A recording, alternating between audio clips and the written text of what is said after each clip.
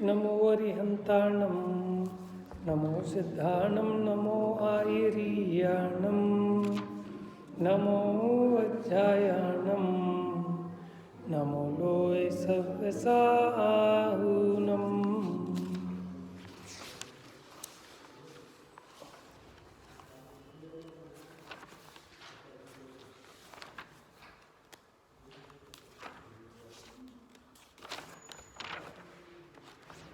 आज थोड़ा लेट हो गए हैं तो आज छोटी भक्ति ले लेते हैं। पेज नंबर 16 पर निकाल लीजिए, परमार्थ शरण। देखो सच्ची वास्तविक शरण क्या है। अज्ञानी को शरणभूत क्या लगते हैं? ये संयोग, मकान, ठीक है, पुत्र पुत्री, जिसके बालक नहीं हो वो सोचता है कि मेरा क्या होगा, उसे बालक ही शरणभूत दिखते हैं। बीमारी लग जाए तो डॉक्टर शरणभूत लगता है। ठंड में स्वेटर, रजाइयाँ, हीटर, ये शरणभूत लगते हैं। तो है क्या शरणभूत? कि जिससे अपना दुख मिटे। अशरण जग में शरण एक शुद्धात्म ही भाई, धरो विवेक हृदय में आशा पर की दुखदाई। सुख दुख कोई न बांट सके यह परम सत्य जानो, कर्मोदय अनुसार अवस्था संयोगी। वो कितनी गजब की बात है कि सुख दुख कोई न बांट सके। क्या आप कितने लड्डू बांट लो, लेकिन कोई आपके सुख को थोड़ी ना भोग सकता है, वो तो आप ही भोग रहे हो। ऐसी जो आपको दुख हो, आप कितने रोला मचाओ, कितना ही रो, ठीक है ना, लेकिन कोई आपके दुख को बांट सकता है कि चाहे आप पूरे खानदान जोड़ लो, पूरे रिश्तेदार आ जाएं आपके, उससे कोई दुख आपका बांट सकता है? आपको भयंकर पीड़ा है, लेकिन वो लोग आएंगे, बातें बनाएंगे, ये वो, लेकिन कोई पीड़ा को थोड़ी ना बांट सकता है। तो फिर इसलिए नाराज़ नहीं होना चाहिए। हम बीमार पड़े, कोई आया ही नहीं देखने, लोग इसीलिए नाराज़ होकर बैठ जाते हैं कि हम हॉस्पिटल में एडमिट हुए, कोई हमें पूछने ही नहीं आया, ये तो हमारे को पूछने ही नहीं आया। अरे बढ़िया है ना, टाइम ख़राब नहीं हुआ, आता फिर आप फॉर्मेलिटी करते, वो फॉर्मेलिटी करता, कहाँ बिठाते, क्या करते, नहीं। लेकिन जीवों की बुद्धि अलग प्रकार की है कि माने बंदा खुद बीमार पड़ा है, अब उसकी सेवा में लगी है मानो घर की महिला। अब कोई आया गया हो तो उसकी सेवा छोड़ के पहले उनकी करे, पूछे, बिठाए, चाय पानी नाश्ता ये वो, लेकिन लोगों को इसी में मज़ा आता है।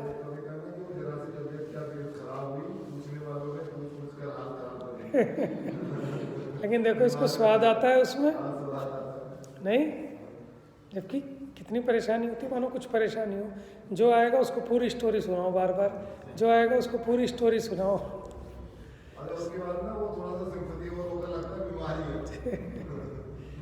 ठीक है ना। तो कर्मोदय अनुसार अवस्था, तो भैया जो भी अवस्था है कर्मोदय अनुसार है, लेकिन वो अवस्था भी मेरी नहीं है, वो भी संयोगी है। समझ में आया? कर्म के उदय में जो शरीर आदि की दशाएं हुई वो भी संयोग है, वो मेरा स्वरूप नहीं है। कर्म न कोई देवे लेवे प्रत्यक्ष ही देखो, जन्मे मरे अकेला चेतन। हाँ, अगर कोई हमें कर्म दे सकता हो, कर्म ले सकता हो, तब तो हम कहें कि हमारे सुख दुख को करने में समर्थ है। लेकिन अकेला ही जन्मता है, अकेला ही मरता है, अकेला ही भोगता है। तो जन्म अकेला, मरण अकेला, तो बीच में इसको लगता है कि मेरे साथ संयोग है, कि नहीं, एक एक चीज़ अकेला ही भोगता है, भ्रम से मानता है कि मेरे साथ है। पापोदय में नहीं सहाय का निमित्त बन कोई, पुण्योदय में नहीं दंड का भी निमित्त होई। इष्ट अनिष्ट कल्पना त्यागो, हर्ष विषाद तजो, समता धर्म महिमा मैं अपना, शाश्वत सुख सागर अंतर में देखो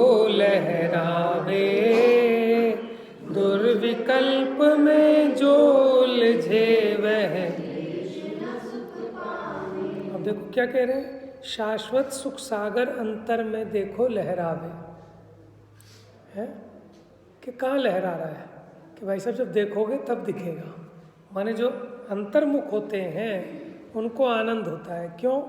क्योंकि स्वभाव ऐसा है। स्वभाव का वेदन करने पर स्वभाव की व्यक्तता होती है, आनंद होता है, निराकुलता होती है। मत देखो संयोगों को कर मोदय मत देखो, मत देखो पर्यायों को गुण भेद नहीं देखो। फिर क्या देखें? अहो देखने योग्य एक ध्रुव ज्ञायक प्रभु देखो, हो अंतर्मुख सहज दिखता अपना। देखो जहाँ ज्ञायक दिखेगा ना वहाँ सब दिखेगा। पर्याय भी है, गुण भेद भी है, संयोग भी है, कर्मोदय भी है, लेकिन उनको गौण करना है और ध्रुव को मुख्य करना है। देखत हो निहाल अहो निज परम प्रभु देखो, पाया लोकोत्तम जिन शासन आत्म प्रभु देखो। निश्चय नित्यानंदमय अक्षय पद पाओगे, दुखमय आवागमन मिटे भगवान। तो कहलाने की चिंता तो करना ही नहीं। कहलाने को जो कोई कहे ना कहे, आप भगवान बन गए ना। देखो सेठ जी के अंटी में माल है, अब सामने वाला सेठ जी कहे चाहे गरीब कहे, उससे क्या फर्क पड़ता है? सेठ जी तो अपने धन का भोग करेंगे ना। लेकिन यहाँ जगत के जीव ऐसे भी हैं कि वो इस बात से परेशान है कि सामने वाला मुझे सेठ जी नहीं कह रहा। समझ में आया? तो भगवान कहलाएं चाहे ना कहलाएं, लेकिन भगवान हो जाएं तो आनंद है। जरूरी थोड़ी सारे भगवानों की प्रतिमा बना के पूजी जाए कि फला कोट से इतने कोड़ा कोड़ी है मुनि मोक्ष पधारे। अब उनके नाम भी नहीं पता दुनिया को, लेकिन उनके आनंद में क्या कमी पड़ रही है? जिस टोंक से नेमिनाथ स्वामी मोक्ष गए वहाँ से कितने ही गए होंगे, लेकिन नेमिनाथ की तो आप जय बोल रहे हो और बाकियों की जय नहीं बोल रहे। उनके थोड़ा सुख कम हो जाता होगा क्या? कि कोई अंतर नहीं है आत्मिक सुख में, है ना? ये तो अज्ञानी जीव को लगता है। चलिए सब निकाल लीजिए।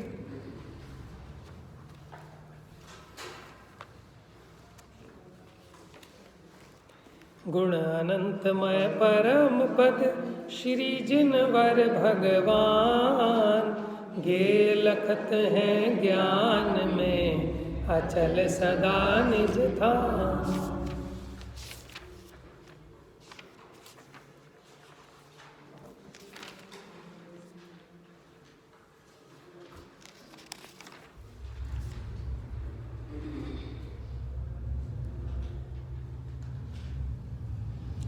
Page number 16। इस पैराग्राफ को एक बार फिर से पढ़ते हैं, पेज नंबर 15 से। प्रश्न ये उठाया था कि अपना स्वरूप साक्षात कैसे होए हैं?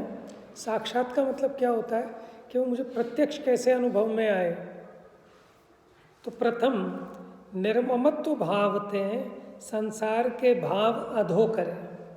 कि जितने भी संसार के भाव हैं, क्या भाव हैं संसार के? कि मुझे बंगला बनाना है, मुझे गाड़ी लेनी है, मुझे फैक्ट्री लगानी है, मुझे ये करना है, बच्चे को डॉक्टर बनाना है, ये सब क्या है? ये सांसारिक भाव हैं। इनको तो करे अधो, घटाए इनको। निर्ममत्व भाव थे, खाली ऐसे ही नहीं, उनके प्रति ममता का भाव छोड़े। उनसे मेरे सुख का संबंध नहीं है, वो मेरे उपयोग को खाते हैं। ये एक एक काम जो है ना, होना तो उदय प्रमाण है, जब होना है तब होना है, लेकिन आपने अपने सर पे बेकार का बोझा रख लिया। और अगर ये बोझा रखा है तो अपना आत्म कल्याण कैसे हो पाएगा?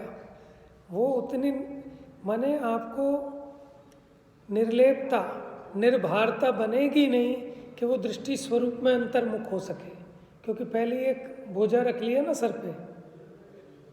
तो इसलिए संसार के भावों को घटाए, कैसे करे सो कहिए हैं।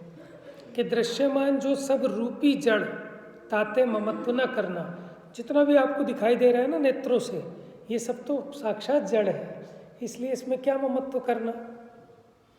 काहे ते भीत जड़ तामे आपा माने सुख कहा।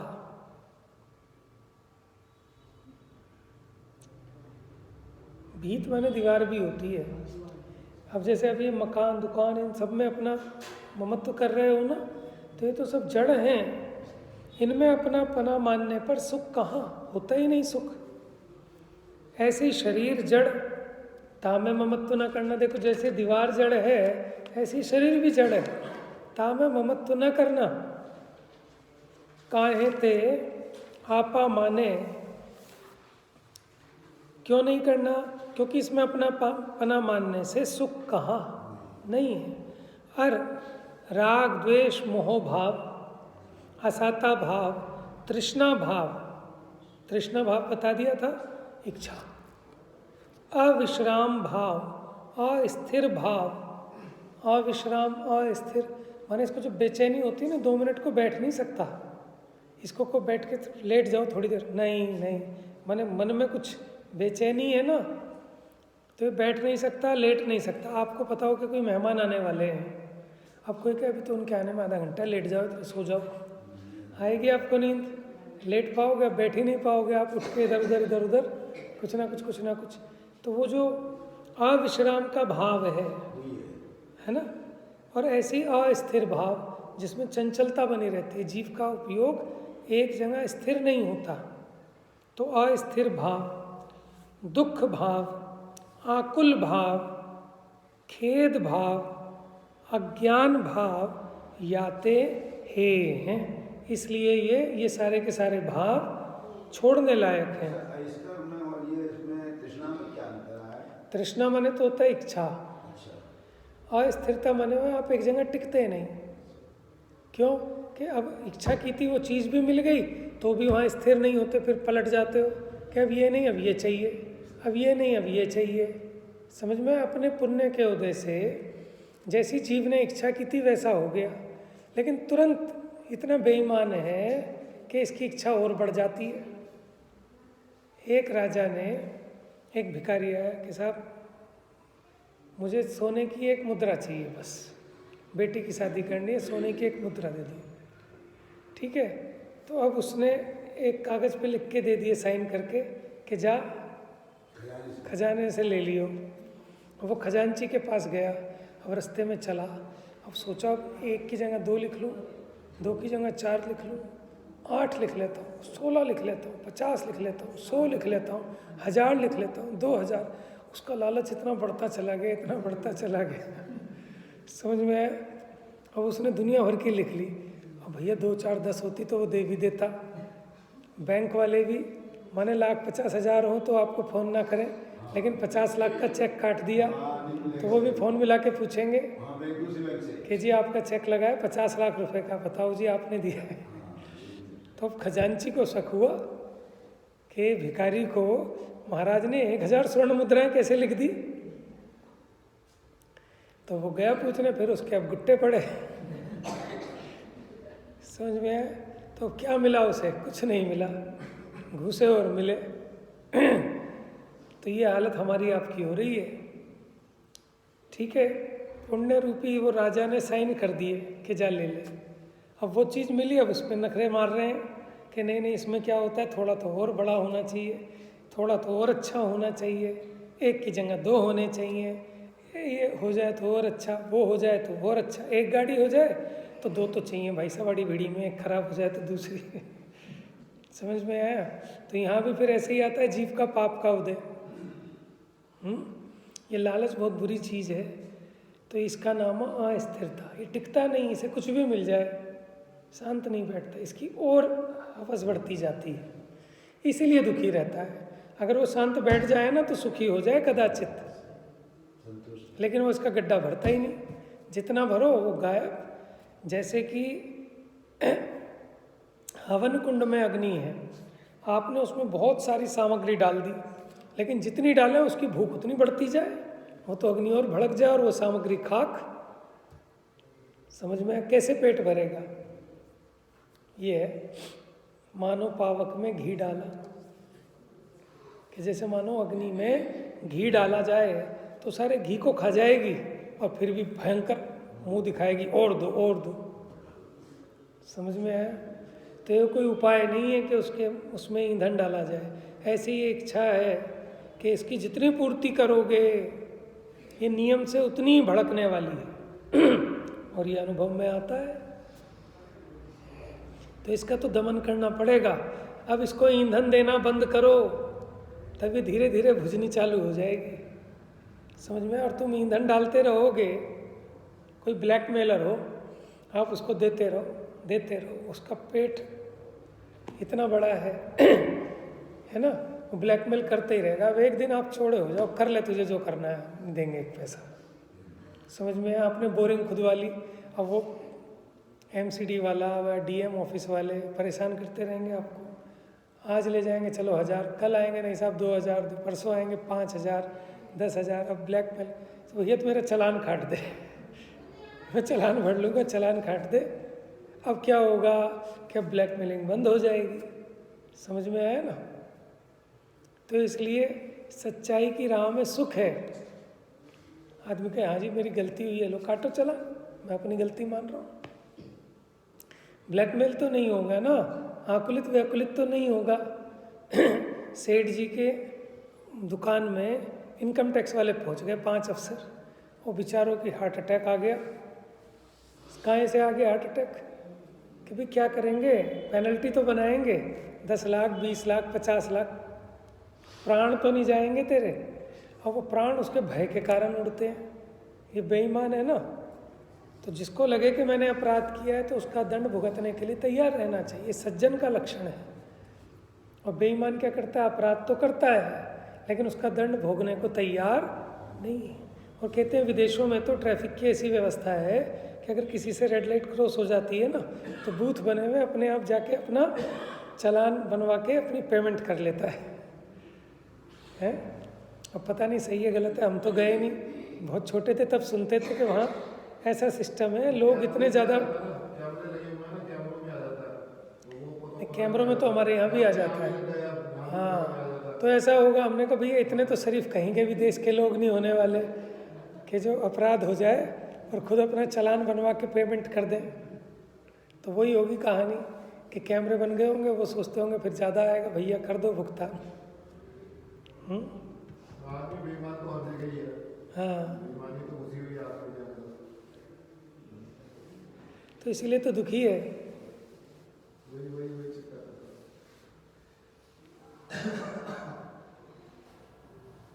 देखो हम तो बेईमान इस सेंस में कह रहे हैं कि अभी कहता है कि बस मुझे कुछ नहीं चाहिए, बस ये एक चीज़ हो जाए, मेरी इतनी इच्छा है। जैसे ही वो इच्छा पूरी होती है उसका स्वाद तो ख़त्म हो जाता है, एक नई एक इच्छा की डिमांड खड़ी हो जाती है।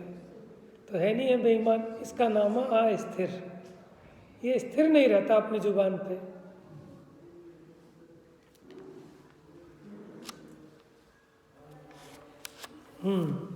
आत्म स्वभाव, ज्ञान मात्र भाव, शांत भाव, विश्राम भाव, बस अब कहीं कुछ उसका मन नहीं जाता, स्थिर अपने में रहता है, ये है विश्राम भाव।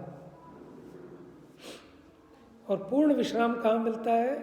मुक्तिपुरी है मेरा धाम, मिलता जहाँ पूर्ण विश्राम। स्थिरता भाव, अनाकुल भाव, आनंद भाव, तृप्ति भाव। तृप्ति भाव का चिन्ह ये है कि अब उसे कुछ नहीं चाहिए, उसकी इच्छाएं मिट जाती हैं। इससे पता लगता है कि सुखी है। ठीक है ना? हम आपको आके बताएं कि रमेश भाई साहब आपको एक फ़ायदे का सौदा बताता हूँ, गांधीनगर में एक बढ़िया सस्ती मौके की दुकान मिल रही है, ले लो आप। और काम एक दुकान और खोल देना, एक लड़का रखवा देना 10-20 हज़ार रुपये में, और बस आपको भैया कुछ नहीं चाहिए। तो इससे समझ में आएगा कि आप सुखी हैं। क्योंकि दुखी व्यक्ति तो कहेगा हाँ हाँ बताओ बताओ, मैं खोलता हूँ, मैं करता हूँ। तो समझ में आएगा अभी उसको पेट नहीं भर रहा, परेशान हैरान है, ज़रूरत है। और जो कि भैया कुछ नहीं करना, तो समझ में आएगा कि मस्त है, समझ में आया? तो जिनको कुछ नहीं चाहिए वो शान के शान है। तो सोचना चाहिए कि कब ऐसा होगा कि बस अब कुछ नहीं। एक चैप्टर था कितनी ज़मीन, आप लोगों ने कहानी सुनी होगी, 9वीं 10वीं क्लास में था, किशोर भारती चलती थी हमारी, 6ठी में था, हाँ 6ठी में ही होगा। आपकी उम्र कितनी है? आपकी उम्र कितनी है? मेरे से तो बहुत बड़े हो फिर। तो इसका मतलब सिलेबस चेंज नहीं हुआ होगा। मैंने तो ये सोचा कि शायद 42 है अभी।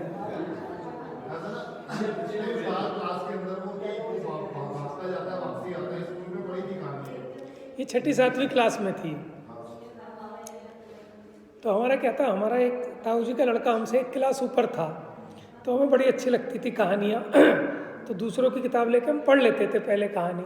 तो मैंने अपनी क्लास में नहीं पढ़ी थी, वो मेरे से बड़ी क्लास में था, उसकी किताब लेके पढ़ी थी, किशोर भारती होती थी। तो कितनी ज़मीन, कहानी तो तब पढ़ी थी लेकिन समझ में अब आती है, अभी भी ढंग से कहाँ समझ में आती है। समझ में? हाँ हाँ हाँ। देखो उसमें एक स्कीम निकाली राजा ने कि दिन निकलने पर आप जो चलना चालू करेगा, ठीक है, और जितनी भूमि नाप लेगा, लेकिन दिन छिपने से पहले वापस आना है। तो जितनी वो जाना और आना कवर कर लेगा उतनी भूमि उसकी है। और वो दीनू था, कौन था, वो सुबह सूरज की पहली किरण निकलते ही चलना चालू कर दिया। हालांकि रोटी साथ में बांध के चला था, लेकिन इस लालच में नहीं खाई कि खाने को रुकूंगा तो ज़मीन कम रह जाएगी। तो अब 12 बज गए, 1 बज गए। अब सोचा चलो वापस चलो, चल थोड़ी सी और कर लूँ, 2 गजब और फालतू मिल जाएगी, 2 गज और फालतू मिल जाएगी, थोड़ी सी और नाप लूँ, थोड़ी सी और नाप लूँ, फिर वापस चलूँगा। अभी तो 3 ही बजे हैं, दौड़ के आऊँगा और तेज कर लूँगा कवर। 4 ही बजे, 5 बजे, उसका लालच को कंट्रोल नहीं कर पाया और आगे आगे आगे आगे बढ़ता चला गया। वापस मुड़ने की जगह नहीं मिली और थक के ऐसा चूर हो गया, उधर से दिन छिप गया और थड़ाम ऐसे पीछे गिरा उल्टा। तो जितना गिरा उतनी कवर कर पाया बस जगह। कितनी? वही 2 गज जमीन। कि कितनी ज़मीन चाहिए इस इंसान को कि जितनी उसको मिली, जितने में इसकी ये लाश दफन हो जाए वो वहीं उसकी दफन हो गई। तो ये हालत सबकी है कि उसी दौड़ में दौड़े चले जा रहे हैं और माने वो दौड़ ख़त्म नहीं होती लेकिन जीवन ख़त्म हो जाता है। तो ज़िंदगी के अंतिम पड़ाव में हम सब ने पछताना पड़ेगा कि भाई साहब आपने गलत जगह दौड़ लगा ली, कि आपने गलत पूंजी जोड़ी है। अपने तत्व ज्ञान की पूंजी जोड़ते तो आज सुखी होते, चाहे हॉस्पिटल में पड़े होते, चाहे घर में पड़े होते, चाहे वहाँ शमशान में पड़े होते, लेकिन आप सुखी होते। लेकिन हमने सारी इन्वेस्टमेंट गलत जगह की है। भले जगत कहे कि साहब आपने ठीक किया, आज से 20 साल पहले आपने सूरजमल विहार में जगह ले ली थी, तो आपने बहुत बढ़िया इन्वेस्टमेंट की। ये इन्वेस्टमेंट काम नहीं आनी। जो स्वाध्याय में गया, पढ़ा, सुना, तत्व का विचार किया, ठीक है ना, दुकान में से 2 घंटे काट के यहाँ लगाए, उसने सही इन्वेस्टमेंट की है, उसके बल पे वो सुख भोगेगा, है ना। तो करने लायक तो यही काम है भैया। अब लेट चाहे जितना मर्जी कर लो, लेकिन काम यही करना पड़ेगा, नहीं तो मरते समय मृत्यु शैया पर यही पछतावा होगा कि भैया चूक गए। समझ में आया ना। तो इसलिए जल्दी संभाल लें अपने आप को। चलो जितनी आपकी ज़रूरत है उतना खर खुरा के निपटो फटाफट साइड में, लेकिन वो ज़रूरतें तो पूरी हो जाती हैं। लोग कहते हैं ना पेट तो भर गया, लेकिन पेट ही नहीं भरती। बात समझ में आ रही है? यही है ग्रीड, लालच, जो कितनी ज़मीन कहानी का वो जो शिक्षा है उसकी। अब अगर ये लालच को अपने कंट्रोल कर लेता, 12 बजे वापस लौट लेता, तो माल भी मिल जाता, प्राण भी बच जाते। अब ना माया मिली, ना माल मिला, ना कुछ मिला, प्राण भी गए। यही हो रहा है ना। हम लोग अपनी हेल्थ को भी खो रहे हैं, स्ट्रेस ले लेके, आकुलता कर करके, लालच में लड़ना झगड़ना, उपयोग कसायवान करना धंधे व्यापार के चक्कर में। जबकि ये सबको पता होगा कि ज़िंदगी भर बैठ के खाएंगे ना, क्या खाना है, रूखी रोटियाँ ही तो खानी है, बाकी तो पचाने लायक ताकत है नहीं इस कली काल के जीवों में। समझ में आया? तो ज़िंदगी भर कमी नहीं पड़ने वाली, लेकिन इसको पैसा खाने के लिए नहीं चाहिए, दिखाने के लिए चाहिए। बेटी की शादी 10 लाख में भी होती है और 10 करोड़ में भी होती है। समझ में? रहने का मकान 10-20 लाख वाले में भी गुजारा होता है और किसी का 10-20 करोड़ वाले में भी नहीं होता। बात समझ में आ रही है ना? चलो, तो तृप्ति भाव बताया। जहाँ तृप्ति होगी उसका ये चिन्ह है कि अब उसे और इच्छा नहीं होगी। इससे समझ में आया वो तृप्त है, संतुष्ट है। तो ऐसा अपना निज भाव उपादेय है, माने क्या अपने को चाहिए और क्या मेटना है। ये जो अतृप्ति रूप भाव है इसको तो मेटना है, दुख रूप है, और तृप्ति रूप भाव इसको प्रकट करना है। अब कहाँ से आएगा ये भाव? कि तत्व विचार से। इसको समझ में आए तो उसको दिखेगा मेरे को तो फालतू ही है, और मुनि बनेंगे तो ये भी फालतू है, सब छोड़ के जाना है। बात समझ में आ रही है? कि हम पे तो 20 गज का मकान है, कि भाई छोड़ना तो ये भी है, तो फालतू ही है।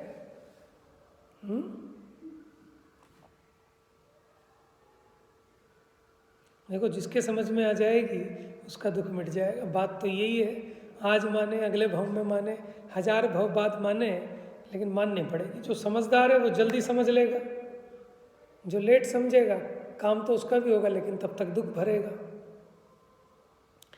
आत्म परिणति मैं आत्मा है माने वो जो मेरी परिणति है, जानने देखने रूप, यही आत्मा है। मैं हूँ ऐसी परिणति कर आपा प्रगटे, माने अपनी सत्ता की इसको प्रतीति आए कि मैं हूँ, तो क्या होगा उससे? अपना स्वरूप प्रकट होता है, अपने ज्ञान में आता है, श्रद्धान में आता है। आपा में परिणति आई, मैं हूँ पणा की माने स्वपद का साधन है। देखो, जो अपना परिणमन है, अपना स्वरूप है, उसमें अहम बुद्धि आए, उसमें अपना पना आए, तो ये स्वपद का साधन है। इससे आपको अपने परमात्मा पद की प्राप्ति होगी। मैं परिणाम में कहे हो, मैं परिणाम में कहे हो, यानी मैं मेरे परिणाम में ही रहता हूँ। मैं परिणामों ने स्वपद की आस्तिक्यता करी, स्वपद परिणाम बिना ठावा ना हो, माने ठिकाना नहीं हो। ठावा माने ठिकाना नहीं है। माने ये जो है, जब तक अपने स्वरूप में यही मैं हूँ ऐसा आस्तिक्यपना नहीं लाएगा, तब तक इसको कोई दूसरा ठिकाना नहीं है। काय चेष्टा नहीं, वचन उच्चारण नहीं, मन चिंतवन नहीं।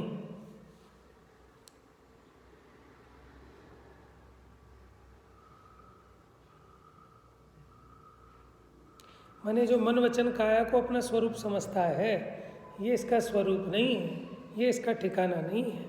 आत्म पद में आपकी मग्नता, कि मेरी कहाँ लीनता हो, कि जैसा मेरा स्वरूप है उस अपने स्वरूप में लीनता। स्वरूप विश्राम। अब इतनी ठंडी में कोई निकलना नहीं चाहता ना घर से बाहर, ऐसे ही जो स्वरूप पे रीझ गए, जहाँ उन्हें स्वरूप में सुख दिखा, तो अपनी अंतर्मुख परिणति से बाहर नहीं आना चाहते, और कदाचित आना पड़े तो भी जल्दी से कोशिश करते हैं कि अपना काम निपटा के फिर रजाई में घुस जाएं। बात समझ में आ रही है? कि जहाँ इसको विश्राम मिलता है, ऐसे मुनीश्वर कदाचित विकल्प आया काय का, आहार का, उपदेश का, विहार का, लेकिन वो काम कर कर तुरंत अपने स्वरूप में निमग्न होते हैं।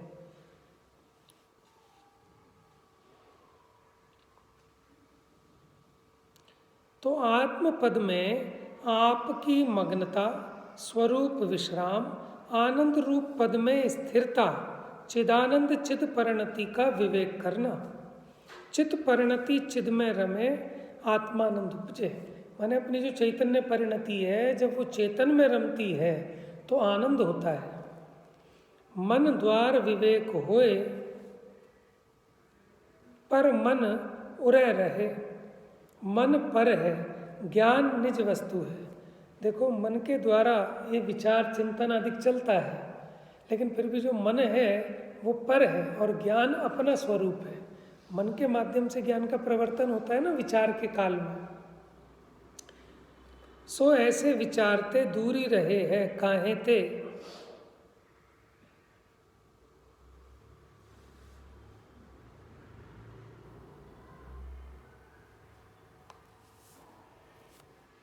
सो ऐसे विचारते दूर रहे हैं काहे ते, माने क्यों दूर रहता है। परमात्म पद गुप्त है, ताकि मन व्यक्त भावना करत सके है। देखो, ये जो परमात्मा स्वरूप है अभी अप्रगट है, गुप्त है, लेकिन उसकी मन व्यक्त भावना करत सके है। माने मन के माध्यम से आप उस स्वरूप का विचार कर सकते हैं। काहे ते परमात्म भावना करत करत परमात्म पद नजीक आवे, कि उस परमात्म भावना को भाने से परमात्म पद ये नज़दीक आवे, मतलब वो आपके ज्ञान श्रद्धान का विषय बनने लगता है, प्रकट होने लगता है। तब परमात्मा के तेज तें मन पहलियों ही मरी निवरे। माने क्या होता है कि परमात्मा पना प्रकट होता है, उससे पहले ही जो मन है, माने उसके संकल्प विकल्प वो निवृत्त हो जाते हैं। ठीक है, पहले तो मन से संकल्प विकल्प उठता है कि मैं कौन हूँ, मेरा क्या स्वरूप है, ठीक है। लेकिन जब वो परमात्मा पना प्रकट होता है तो मन के सारे संकल्प विकल्प विलय को प्राप्त हो जाते हैं। काहे ते सूर्यमा के तेजते कायर बिना संग्राम ही मरे। माने जो सूरमा होते हैं ना, उनके तेज से जो कायर हैं वो बिना युद्ध लड़े ही मर जाते हैं। उनने मारा नहीं, लेकिन उसकी एक हुंकार से ही मर जाते हैं। कौन? कायर। किसकी? सूरमा की, शूरवीरों की। सूर्य के तेजते अंधकार पहले ही नाश हो जाए। सूर्य कहता है दिखाओ कहाँ है अंधकार, कि उसके आने से पहले ही अंधकार गायब हो जाता है। आज तक सूर्य अंधकार को देख ही नहीं पाया है, कहाँ मजा चखाऊं उसे। तो उसके आने से पहले ही अंधकार फुर गायब हो जाता है। उसी प्रकार ये स्वरूप का प्रकाश होते ही मन के विकल्प गायब हो जाते हैं। मैंने देखो, इन चीज़ों को भी लिखना कितना कठिन काम है। माने वो वचन अगोचर वस्तु है, कैसा वो स्वरूप में कैसा क्या होता है, उसको शब्दों में लिख पाना बहुत बड़ी बात है। मतलब मार्ग कितना सरल हो गया है और हमें कठिन लग रहा है। चिदानंद भावना ते चिद परिणति शुद्ध होए। चिदानंद की भावना, चैतन्य आनंद की, भोगों के आनंद की नहीं, स्वरूप के आनंद की भावना से क्या होता है कि अपनी जो चित्त परिणति मैली हो रही है ना, वो शुद्ध होती है।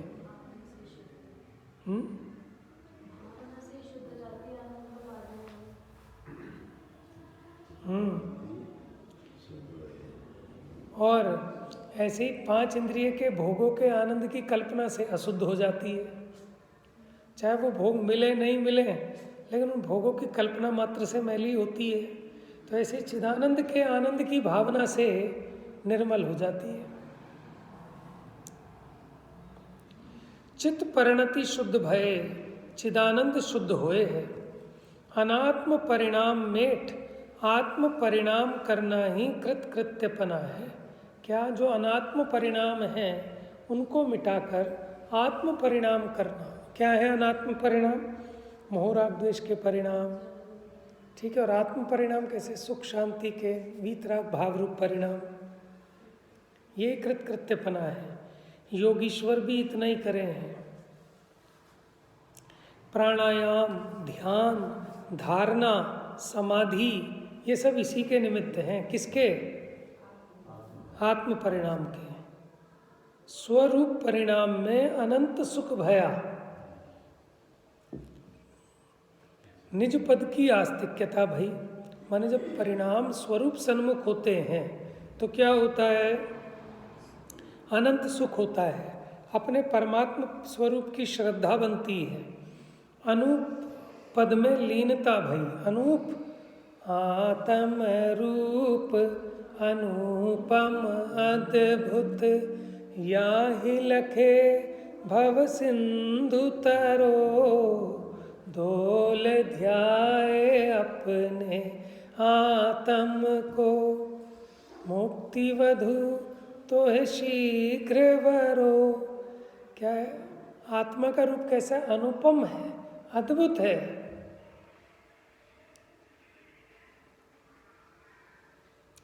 एक स्वरस भया, शुद्ध उपयोग भया, अनुभव सहज पद का भया, महिमा अपार आप परिणाम की है। ये जो महिमा है ना, बाह्य किसी वस्तु की महिमा नहीं है, अपने उस परिणाम की महिमा है। माने जो जैसे कोई कविता सुनाने वाला है, कविता सुनाने वाले ने कविता सुनाई तो एक व्यक्ति इतना गदगद हो जाता है, वो अपने गले की माला उतार के उसके गले में पहना देता है सोने की। ठीक है, तो वो महिमा उसकी कविता की है कि इसकी समझ की है? क्योंकि भतेरे ना समझ है, वो टमाटर फेंकने लगे उस कवि पे, उन्हें समझ में ही नहीं आएगी कि क्या दिमाग खराब कर दिया इसने, टाइम खराब कर दिया। और जिसके समझ में आई वो अपनी गले की सोने की हार उतार के उसके गले में पहनाता है। बात समझ में आई? तो रस काहे का लिया उसने? अपने आत्म परिणाम का लिया। तो महिमा अपार आप परिणाम की है। अगर अपना परिणाम नहीं लगे तो जीरो है, और अपना परिणाम लग जाए तो हीरो है। तो सारी महिमा किसकी है? अपने परिणाम की है।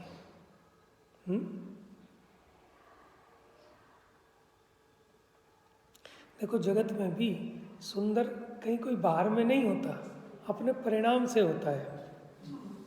समझ में आया? माँ को अपना बच्चा सबसे सुंदर लगता है, चाहे उसके 4 दांत बाहर निकले हो, एक आंख बंद हो, ठीक है, कुबड़ निकला हो, तो भी वही सबसे सुंदर लगता है ना? तो सुंदरता कहाँ है? अपने परिणाम में। तो वहाँ उसको ममत्व परिणाम है, तो वहाँ सुंदरता लग रही है।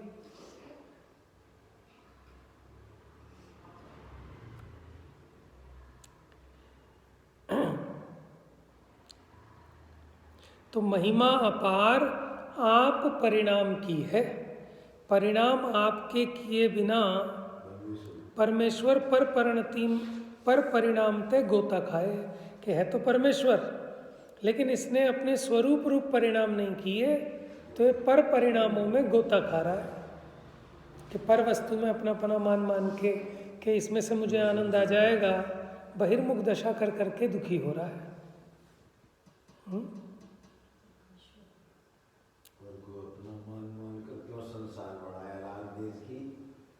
कीचड़ में अब क्यों भरमाया है?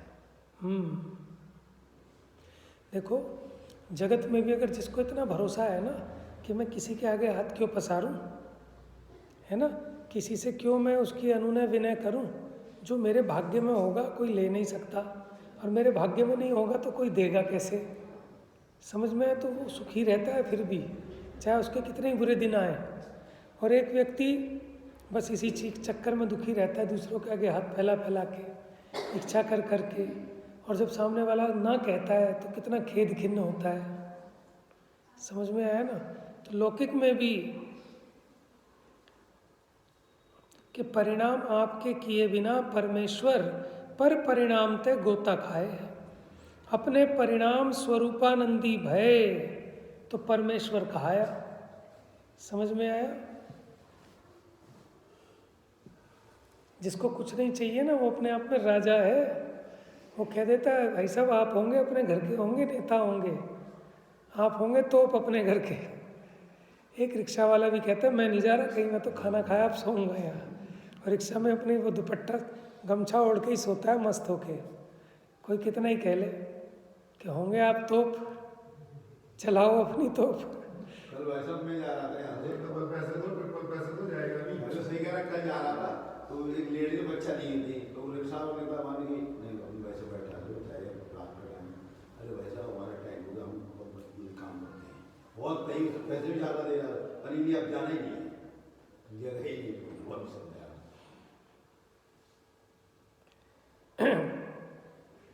तो अगर ये अपने परिणाम स्वरूपानंदी हो गए, माने स्वरूप का आनंद लेना सीख गए, तो फिर ये परमेश्वर कहलाता है। जगत इसे परमेश्वर अब कहता है, लेकिन ये तो परमेश्वर स्वरूप है।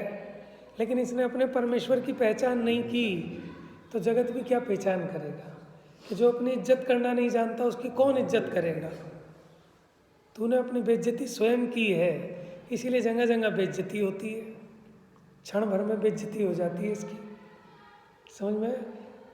मैंने मंच पे नहीं बुलाया तो मेरी बेइज्जती कर दी, कि तूने अपनी बेइज्जती खुद कर रखी है, कि तूने अपनी इज्जत मंच पे आने से मानी है। एक बार वैसा कुत्तों की पंचायत हुई, एक कुत्ता कहता है हम पार्ले का बिस्कुट खाते और जान में घूमते हैं घोंसले के, और एक कहता हम दीवार पर पड़े हैं, बोले तुम अपनी इज्जत नहीं कराना चाहते क्यों? हम जात पात को कोई कुत्ता आता है दूसरी गली का तो घूमने लगते हो, तो अपनी इज्जत खराब करते हो अपने आप से। तो ये सही बात है।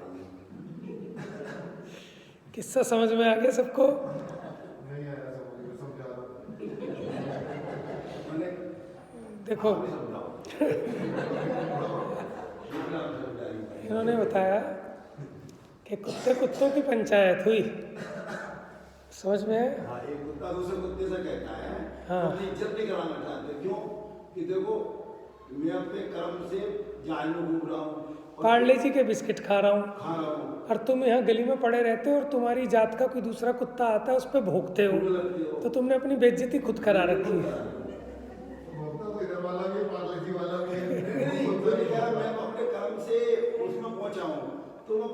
मतलब हाँ, वो कहने का मतलब ये है कि इसके कोई बंटवारे नहीं बट रहे, लेकिन दूसरी गली का कुत्ता आ गया उसको लगता है कि मेरी वसीयत ले जाएगा सारी, और है कुछ नहीं इस पे।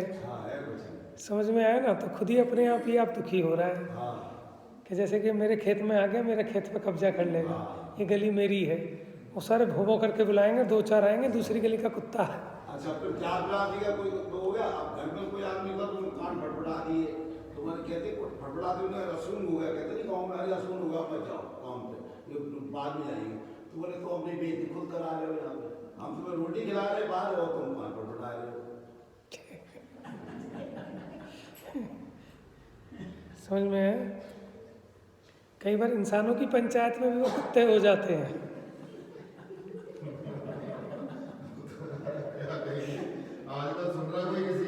हाँ, बहुत बुरी हालत हो जाती है। देखो ना, ये लोकसभा, ये भी तो पंचायत है, राज्यसभा, लोकसभा, संसद, विधानसभा, वहाँ कैसे लड़ते हैं देखो, एक दूसरे पे भोंकते हैं, काटना चाहते हैं।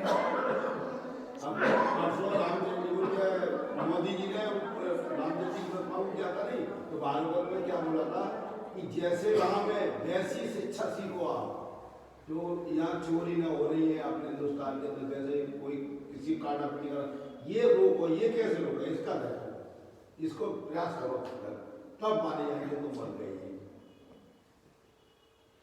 तो खैर, अपने परिणाम स्वरूपानंदी भय परमेश्वर कहाया, तब जगत को समझ में आया कि भई ये तो परमेश्वर है। लेकिन कब? कि जब मुझे समझ में आया कि मैं परमेश्वर हूँ, तब वो परमेश्वर पना जगत में भी प्रकट होता है। ऐसा प्रभाव आत्मज्ञान परिणाम का है। अपूर्व लाभ अविनाशी पद का भया। अपूर्व लाभ अविनाशी पद का भया परिणमंत है।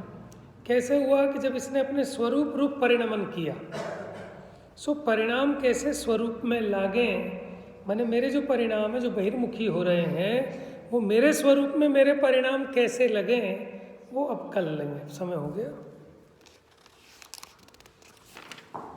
समझ में तो आ रहा है ना आपको? उपयोगी चीज है ये। जा वाणी के ज्ञान से सूझे लोकालोक, सो वाणी मस्तक नमो सदा।